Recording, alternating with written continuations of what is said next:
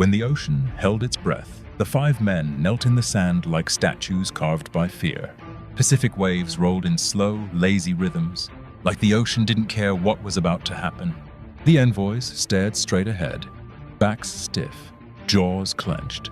They were professionals, messengers of an empire that believed the world already belonged to them. Steam flashed, heads hit the sand. Blood soaked into the beach like the land itself was drinking it. That was the answer.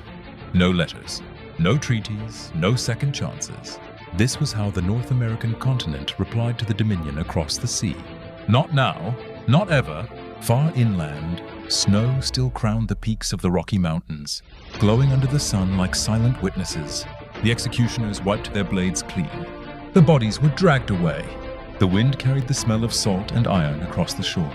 And somewhere far beyond the horizon, an emperor slammed his fist into a jade table and swore the ocean itself would burn. Chapter 2. The Man Who Ruled Without a Crown. Elias Crow stood on the balcony of the old stone fort, watching storm clouds roll in like a bad omen. He wasn't a king, didn't wear a crown, didn't even want power. But power had him. They called him Protector of the Union, but everyone knew the truth. He was the one holding the whole damn thing together with raw nerve and sleepless nights. America wasn't united, not really. Too many states, too many grudges, too many old scars. But now something worse was coming. Across the ocean, the Iron Dominion had finished conquering half the world. Cities burned, nations bent the knee.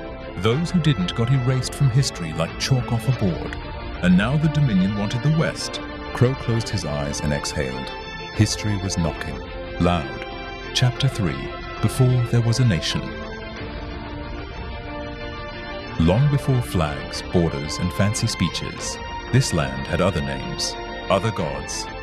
The first people crossed ice and hunger, following stars and instincts older than memory. They hunted, they sang, they told stories to explain the sky when lightning split it open. They believed the land was alive. Mountains weren't just rock, they were ancestors. Rivers weren't water, they were veins. Storms weren't weather, they were warnings. And when new people arrived with sharper weapons and louder prayers, the old ones didn't vanish. They adapted, they waited. Chapter 4. The Forgotten Queen. Her name was Ayana, and no one was allowed to see her face. She ruled not with armies, but with silence. They said she spoke to spirits, that she could calm tribes with a word and end blood feuds with a glance. She never married, never traveled, never showed weakness. 1,000 women served her. One man spoke for her. When she died, they built a mound so big it changed the horizon. Warriors, servants, singers, buried alive to guard her soul. Peace died with her. Blood followed. Chapter 5. Steel from the East. The Dominion ships didn't look like ships. They looked like moving fortresses. Black hulls, red banners, war engines mounted like teeth. They hit the coast fast, too fast. Militias rushed in half-trained lines, thinking this would be another skirmish. They'd never seen formation warfare like this. Rows of soldiers moving like one body, shields locking, arrows falling like rain. Gunfire cracked, cannons thundered. Then came something worse, explosions that didn't sound human. Men ran, men burned, men prayed, and the invaders just kept moving. Chapter 6. The Dream of Ash. Elias Crow collapsed into a chair, sweat soaking his shirt. Sleep took him hard. He dreamed of a land before names, before maps. He saw spirits rising from the soil. He saw a woman with fire in her eyes. He saw storms gathering at her command. And then she looked straight at him. "You forgot who you are," she said. He woke up screaming. Chapter 7. The Monk Who Didn't Kneel. They dragged Father Jonah to the cliffs at dawn. He didn't resist, didn't beg. The executioner raised his blade. Lightning split the sky. The blade shattered. Men ran, Jonah stayed kneeling, eyes on the horizon, whispering, "You're not done with us yet." Chapter 8. The Second Invasion. This time, the Dominion didn't play around. Thousands of ships, hundreds of thousands of soldiers. The biggest invasion the world had ever seen. Elias Crow stood before the council and said one thing: "Pray, fight, hold the line." Walls went up, Traps were set. Night raids hit enemy ships like ghosts with knives. Disease spread through the invaders. Supplies rotted. Morale cracked. Then the sky turned black. Chapter 9. The storm that chose sides. The wind howled like something alive. Waves swallowed ships whole. Masts snapped. Men screamed. Feet vanished underwater. For 3 days, the storm raged. When it ended, the ocean was filled with wreckage and silence. The Dominion was gone. Chapter 10. What survived America didn't win because it was stronger. It won because it remembered. The land remembered. The storms remembered. The old spirits remembered. Elias Crow stepped down months later, said his job was done, but the story stuck. A nation forged not by conquest, but by refusal. And the ocean? The ocean went quiet again. Chapter 11. After the miracle. People said the storm was a blessing. They said God had picked a side. But Elias Crow knew better. Miracles don't end wars. They just delay the next round. The coast was a graveyard. Broken hulls, twisted iron, bloated bodies drifting in and out with the tide. Some wore Dominion armor, some didn't. The ocean didn't give a damn who they were.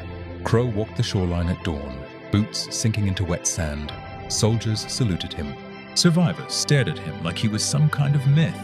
He hated that look because he knew the truth. The Dominion wasn't dead. It was just pissed. Chapter 12. The Empire that wouldn't let go. Across the sea, the Iron Dominion didn't mourn, they calculated. The Emperor, known only as the Celestial Regent, stood in a hall so massive it made men feel like ants. Jade pillars, gold floors, maps of the world carved into stone. One continent was scratched out in red. America. They survived, one general said carefully. The regent didn't move. Survival, he replied, voice calm as ice, is not victory. He turned toward the map and pressed his ring into the stone coastline. Break them from the inside.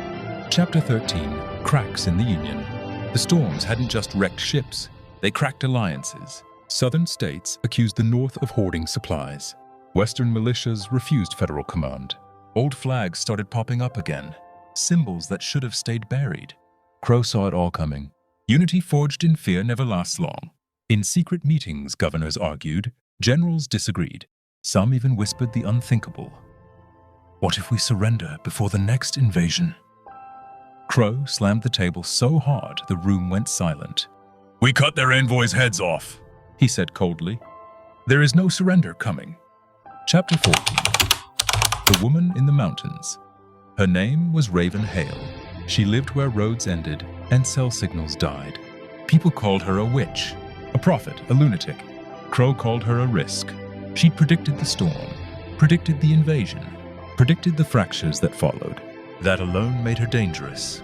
When Crow finally rode into the mountains to see her, she was waiting, barefoot in the snow like it didn't bother her at all. You're late, she said. Crow frowned. You knew I was coming? She smiled. The land told me. Chapter 15.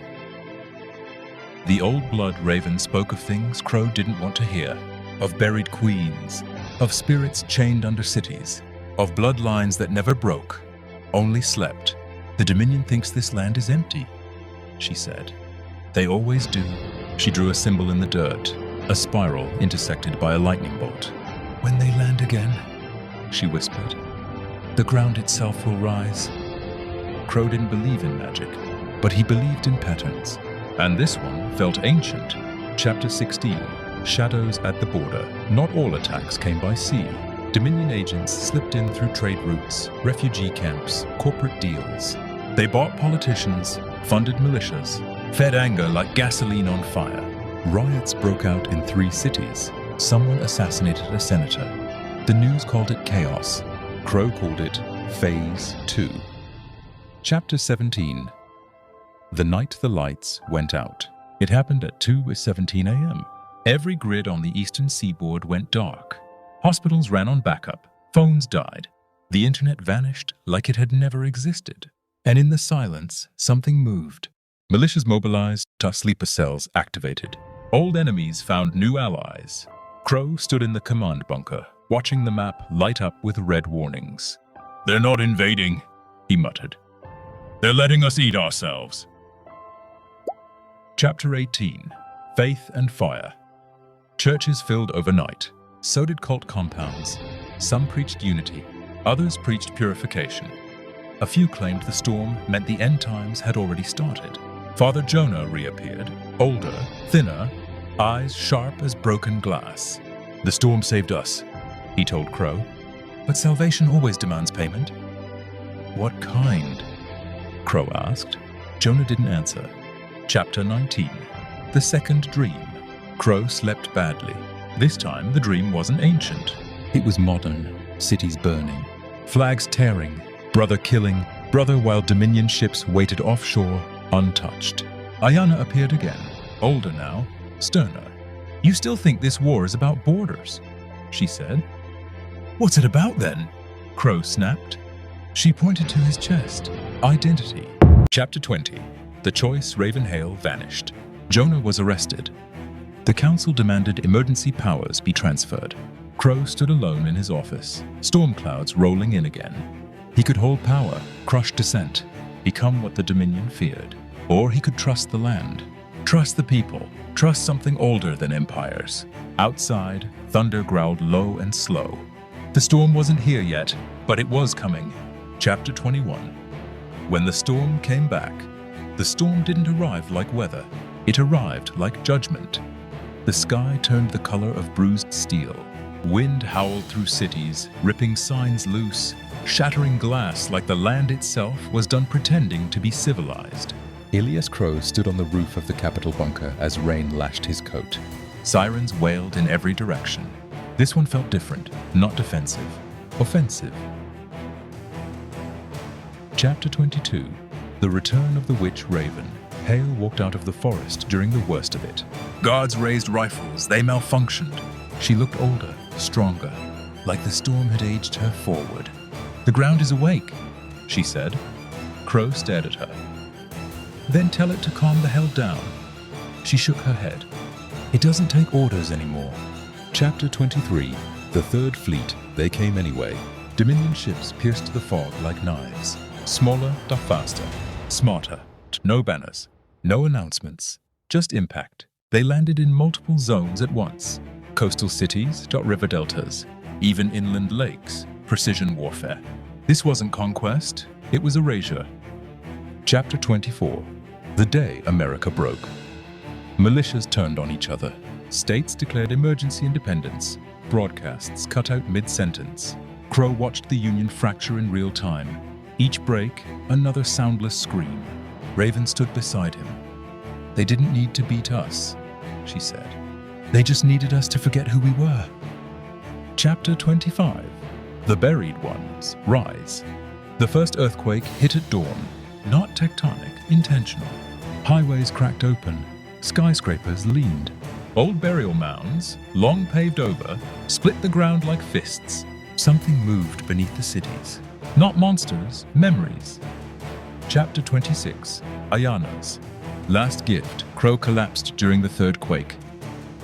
He dreamed again. Ayanna stood before him, crown of stormlight burning. "This land was never meant to be ruled forever," she said. "Only protected." She pressed her palm to his chest. Let go. Chapter 27. The order that ended everything. Crow woke up with blood in his mouth and clarity in his eyes. He issued one final order. "Stand down the Union." Generals froze. "You heard me," he said. "No counterattack, no final stand." Raven nodded. "The storm can't save soldiers," she said, "but it can save a people." Chapter 28. When the ocean turned red. The Dominion fleet pushed inland. Then the rivers rose, currents reversed. Waves surged upstream. Ships slammed into bridges, cliffs, cities. Storm systems collided like gods fighting. The ocean reclaimed what it had lent. For 3 days, the world watched. On the 4th, nothing remained. Chapter 29. The Empire falls. Quiet across the sea, the Celestial Regent received no reports. No survivors, no wreckage. Just silence. Empires don't collapse loudly. They starve. They fracture. They disappear from maps, one province at a time. Chapter 30. What remained? America didn't rebuild the same way. There was no single capital, no supreme ruler. Power returned to land, water, community. Elias Crow vanished. Some said he walked into the mountains. Some said he became part of the storm. Ravenhale stayed teaching, watching, waiting. Thank you for watching this video. Please like, share, and comment.